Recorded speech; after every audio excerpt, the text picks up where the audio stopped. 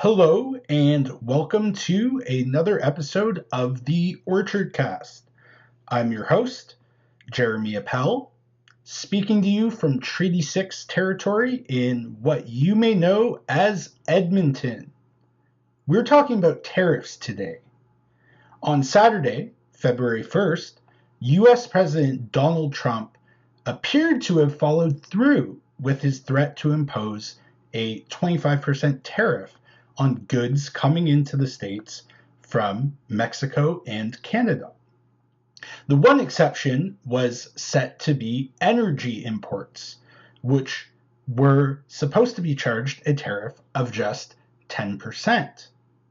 But then on Monday, Trump backtracked, exacerbating the months-long will he or won't he speculation about the tariffs. After speaking on the phone once with Mexican President Claudia Sheinbaum and twice with Canadian Prime Minister Justin Trudeau, Trump said he would wait 30 days before imposing any tariffs on America's neighbors.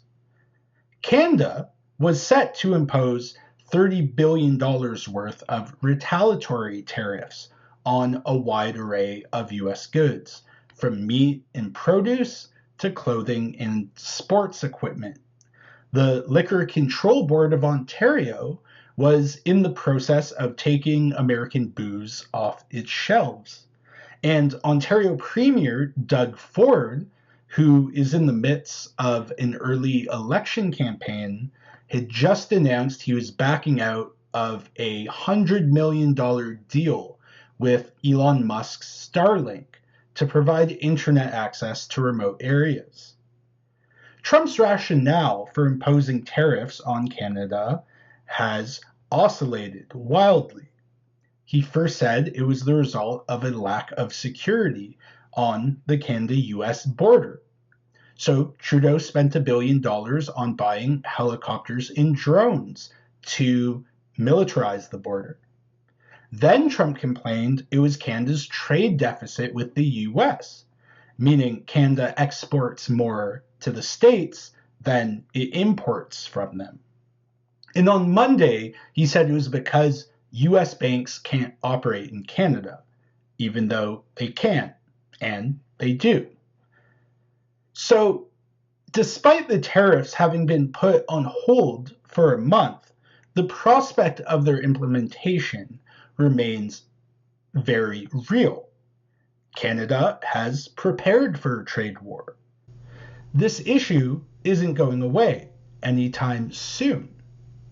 Sarah Rieger is a Southern Alberta-based business journalist whose work has appeared in Wealthsimple Magazine, CBC News, and the Huffington Post. She joins me in a moment to make sense of all this economic chaos. But first, just a quick note. We recorded this episode early Monday afternoon. This was before Trump agreed to pause the tariffs for Canada, but after he agreed to pause them for Mexico. Still, I think everything that we said remains true. Here we go.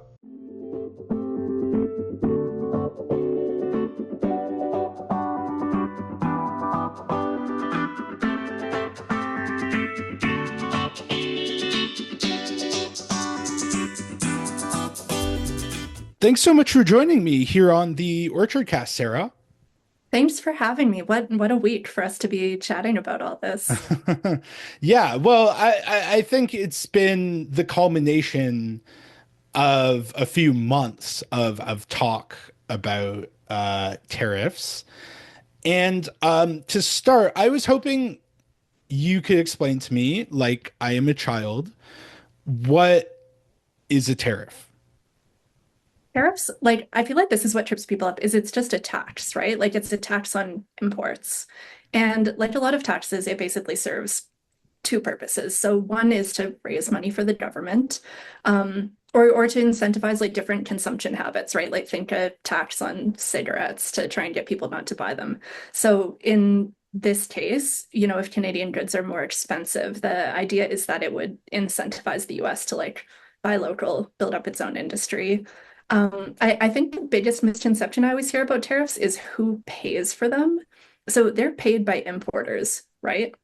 So how they work, if the tariffs are going into effect at all the different like ports of entry into the US, border officials would be collecting money from American importers. So I don't know, say you're trying to bring in, I don't know, like steel or lumber into the US for construction, the company that's bringing that in is going to pay the excess cost, and that's going to then get passed along to the home builder or the person buying the home. Hmm. And why is that an important distinction? Because ultimately, like consumers do end up paying it. It's just they're not the ones that the tariff is getting slapped directly on. Yeah, I think because a lot of the rhetoric around tariffs, at least what I've heard from Trump, is talking about how this will make like the make Canada or Mexico or China pay for it, right? But a tariff actually costs Americans in this case because they're paying more. It will of course hurt, like say Canadian businesses if Americans decide not to buy from them for those higher costs, but in the meantime, while they try and sort out their supply chains, maybe find a different supplier, like it will hurt Americans the most. Right. So it's not on a country, it's on imports from a country, meaning the people who have to pay it are the people in America who are importing the products to America. Yeah, and we actually even saw that kind of start this weekend. I saw a post on Blue Sky from a econ professor in New Hampshire. He gets his natural gas, like a lot of people in the US East Coast, from Canada. So Irving, the Canadian company, is who supplies the heat for his home. And he got an email from his provider saying, hey, in advance of these tariffs, we're going to hike your heating bills on your home already. So he's in New Hampshire. Canadian companies are already hiking prices in anticipation of this. Hmm. Yeah, and I think that's the important thing because we're recording on Monday, February 3rd. So there's still a lot of uncertainty, which I think might be part of the point of Trump's approach to this. On Saturday, Trump announced a 25% cross the board tariff on imports from Canada and Mexico, which he's been threatening to do since he won the US election in November. The day we're recording, he announced Mexico's tariffs won't go into effect until March 1st, but they're still planned to go into effect. As of recording, Canada's tariffs are still in effect. But what impact can we expect for the respective countries involved in this trade dispute? So, Canada, the United States, and Mexico. Yeah, it is funny, or kind of a funny time to be talking about this. Hey, I think Trump and Trudeau have another call scheduled in an hour. They already spoke today. It's kind of unsure what's going to happen. And that uncertainty, I think, extends to the impact because the pain caused from tariffs really depends on how long they last. And like I said, the biggest thing is like this pain won't be isolated to Canada and Mexico, like the US is going to feel it too. So let's say tariffs start on Tuesday, as Trump has said they will, at this time. We're going to see some sectors hit like immediately, right? We're hearing from automakers that they could shut down production as early as this week. That's because like car parts, when they're being built, they cross the border between Canada, the US, and Mexico like 7 or 8 times between the countries. So they're going to feel those costs right away. Gas prices are expected to go up right away too. And of course, like markets reacted, right? Like the loonie dropped, the stock market reacted. But I think the scarier thing is kind of if this does drag on for months or say even like years. As companies are trying to cope with these increased costs, some won't be able to find other suppliers, right? Like in some cases, they will need to get their products from Canada still. Some Canadian companies might have layoffs if Americans switch away from them. Some American companies will too. One like industry I've been kind of thinking about a lot is potash, because in the US, like most of their potash comes from Canada. So farmers could potentially be just devastated here with, needing to pay just such a hefty, hefty price for that fertilizer cost. I was reading a report from RBC, Francis Donald, their economist, who was saying like this could be the biggest trade disruption since the Great Depression, possibly hundreds of thousands of jobs lost. And also inflation could go up a bit in the short term, but long term, if the economy just totally craters, it'll go down, right? As everything goes down. Trump is cited as a reason for the tariffs on Canada as well as Mexico, the purported threat of drug smuggling and illegal immigration coming across the northern and southern borders. Back in December, Trudeau responded to the tariff threat by investing $1.3 billion Canadian in drones, helicopters, and other technology to surveil the border.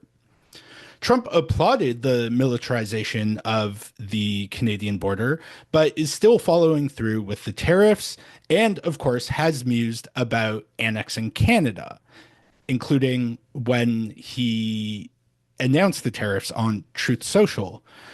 What do you think is the US president's ultimate goal? I think we got like I feel like as with so many Trump things, like we really got to separate out like the rhetoric around a lot of it here and some of the other stuff that he's mentioned as frustrations.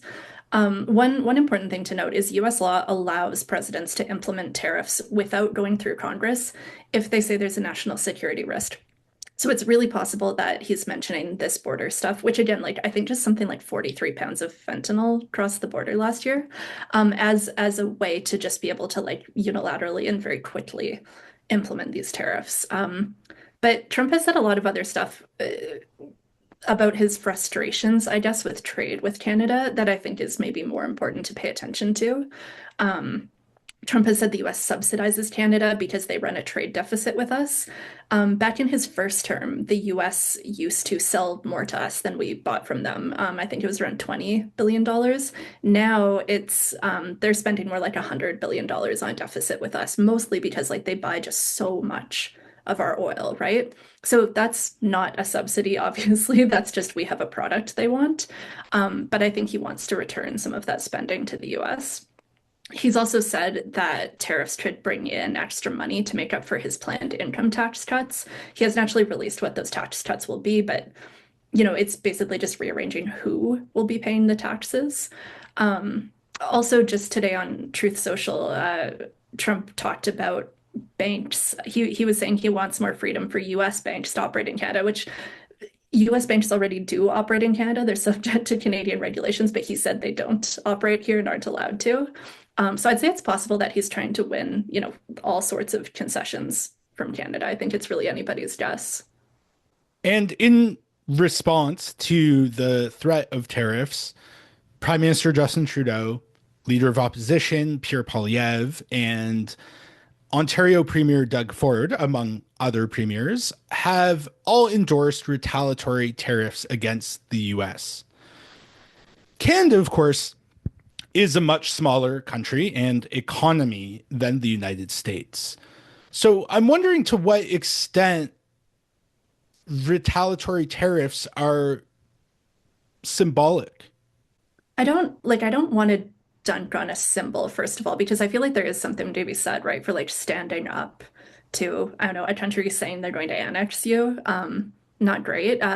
So I do think they can also pack a real punch here, but it's kind of a double-edged sword too. So the US imports about $1 trillion from Canada and Mexico. Canada is going to be targeting about 155 billion of those, which sounds small, but it seems designed to kind of hit the US with more impact than it's going to hit Canadians. Like I mentioned, tariffs also hurt people in the country that's imposing them, right? So I think Canada is trying to target Canadians that will, or target tariffs that will hurt Canadians the least, and possibly hit some select like US industries or regions more. And it's also giving Canadians a little bit of notice to adjust so they can actually switch over to, say, domestic suppliers and switch away from American supply chains.